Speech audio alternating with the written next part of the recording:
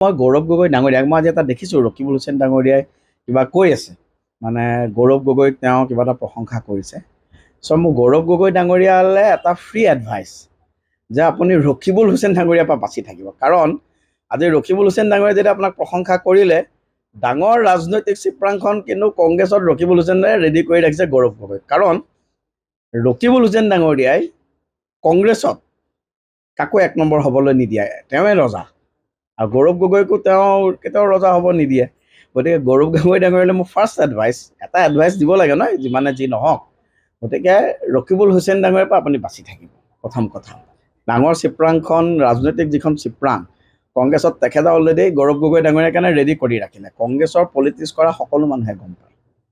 তৃতীয়তে, গৌৰৱ গগৈ ডাঙৰীয়াৰ যিটো ষ্টাইল অফ পলিটিক্স, যিটো বিভাজনৰ ৰাজনীতি, আমি ভাবিছিলোঁ যে হয়তো তেখেতে এটা সুস্থ ৰাজনীতি কংগ্ৰেছৰ বিপৰীতে এটা সুস্থ ৰাজনীতি আৰম্ভ কৰিব। কিন্তু ধুবুৰীৰ পৰা আৰম্ভ কৰি প্ৰত্যেকটো কথাত তেখেতে যেনেকুৱা ধৰণৰ ৰাজনীতি তেখেতে আৰম্ভ কৰিছে, তেখেতৰ সাহস এটাই, কিছু সংখ্যা এতিয়া ধৰক মই যে আপোনালোকৰ মিডিয়াত এইটো কথা কৈছোঁ, তেখেতৰ 200 বা 300 ভক্ত আছে। তেখেতে টিভিত এতিয়া মানে একদম আপোনালোকে চাব, অলপ পিছতে মিডিয়াত নিউজটো ওলোৱাৰ লগে লগে গৌৰৱ গগৈৰ যিখন ফেক্ট আছে, বহুতে লিখা একদম মালা আৰম্ভ কৰি দিব। গতিকে মই ভাবোঁ যে এটা সুস্থ ৰাজনীতি আমি কংগ্ৰেছত হ'ব বুলি ভাবিছিলোঁ, কিন্তু এই সুস্থ ৰাজনীতিটো নহ'ল। কংগ্ৰেছৰ আজি প্ৰথমবাৰৰ কাৰণে এজন নিৰ্বাচিত মুখ্যমন্ত্ৰী কংগ্ৰেছৰ কাৰ্যালয়ৰ পৰা বটল মাৰা আৰম্ভ কৰিলে। অৰ্থাৎ কেনেকুৱা ধৰণৰ ৰাজনীতি গৌৰৱ গগৈ ডাঙৰীয়াই আৰম্ভ কৰিছে। তেখেতেতো গৰিহণা দিয়া নাই, বৰঞ্চ উৎসাহে জনাইছে। এজন নিৰ্বাচিত মুখ্যমন্ত্ৰীক যেতিয়া বটল মাৰিছে, আৰু মাৰিছে ক'ৰ পৰা? কংগ্ৰেছৰ অফিচৰ পৰা। তাৰপিছৰ পৰা এইটো কংগ্ৰেছৰ অফিচৰ পৰা মাৰা নাই বুলি কংগ্ৰেছৰ ছ'চিয়েল মিডিয়া IT চেলে ভুৱা প্ৰচাৰ চলাবলৈ আৰম্ভ কৰিলে। কাৰণ কংগ্ৰেছে আজিৰ দিনতো সেইটো ইলিউজনত থাকে যে মানুহক ভ্ৰমত পেলাই, মানুহক মিছা কথা কৈ পেলাই আগতে তেওঁলোকে যেনেকৈ ক্ষমতা লৈছিল, আজিৰ দিনতো ভাবে যে মানুহক তেনেকৈ মিছা কথা কৈ, মানুহক উত্তেজিত কৰি, ফেক নেৰেটিভ তৈয়াৰ কৰি পেলাই তেওঁলোকে আকৌ ক্ষমতা দখল কৰিব পাৰিব। কিন্তু আপোনালোকে লাহে লাহে দেখিছে, আপোনালোকে চাওকচোন, লাহে লাহে কংগ্ৰেছৰ নিৰ্বাচনী যিটো ৰিজাল্ট আগতকৈ বেয়া হৈ গৈ আছে। প্ৰথমবাৰৰ কাৰণে 1947 চনৰ পিছত অসমৰ ৰাজনৈতিক ইতিহাসত ইমান বেয়া পঞ্চায়ত ইলেকশ্যনৰ ৰিজাল্ট আপুনি যোৰহাট লোকসভাত চাওক, কতোতো হোৱা নাই।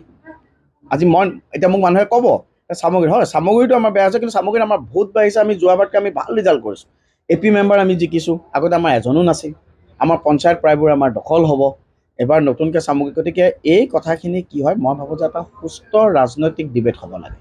কিন্তু আজিৰ দিনত গৌৰৱ গগৈৰ নেতৃত্বত কংগ্ৰেছে যিটো এটা নেৰেটিভ পলিটিক্স আৰম্ভ কৰিছে, যিটো ঘৃণাৰ ৰাজনীতি আৰম্ভ কৰিছে, যিটো বিভাজনৰ ৰাজনীতি আৰম্ভ কৰিছে, আজি মই ইয়াত আহিছোঁ দেখিছোঁ আমাৰ সংখ্যালঘু সমাজত ইয়াত এটা সুস্থ ৰাজনীতি বিচাৰিছে। কিন্তু তেখেতে প্ৰত্যেকটো কথাত যেনেদৰে ঘৃণাৰ ৰাজনীতি আৰম্ভ কৰিছে, তেখেতৰ কাৰ্যকৰ্তাসকলক এৰগেণ্ট হ'বলৈ, এটা মাওইষ্ট টাইপৰ ৰাজনীতি কৰিবলৈ যিটো গৌৰৱ গগৈ ডাঙৰীয়াই আৰম্ভ কৰিছে, মই ভাবোঁ এইটো সুস্থ লক্ষণ নহয়। আৰু মই পুনৰাই কৈছোঁ, কংগ্ৰেছে নৰ্মেল কোৰ্চ অফ একশ্যন কৰি থাকিব, আমি আমাৰ সাংগঠনিক ৰাজনীতি কৰি যাম। মাননীয় হিমন্ত বিশ্ব শৰ্মা ডাঙৰীয়াৰ নেতৃত্বত, মাননীয় মোদীজীৰ নেতৃত্বত অসমত, আজি দিলীপ শইকীয়া ডাঙৰীয়াৰ নেতৃত্বত আজি আমাৰ সাংগঠনিক, আমাৰ জনকল্যাণমূলক ৰাজনীতি আমি কৰি যাম। আৰু আমি 2026ত আগতকৈ আমি খুব আত্মবিশ্বাসী যে 2026ত ভাৰতীয় জনতা পাৰ্টী আৰু মিত্ৰজোঁটে আগতকৈ অধিক আসনেৰে আমি চৰকাৰ গঠন কৰিম।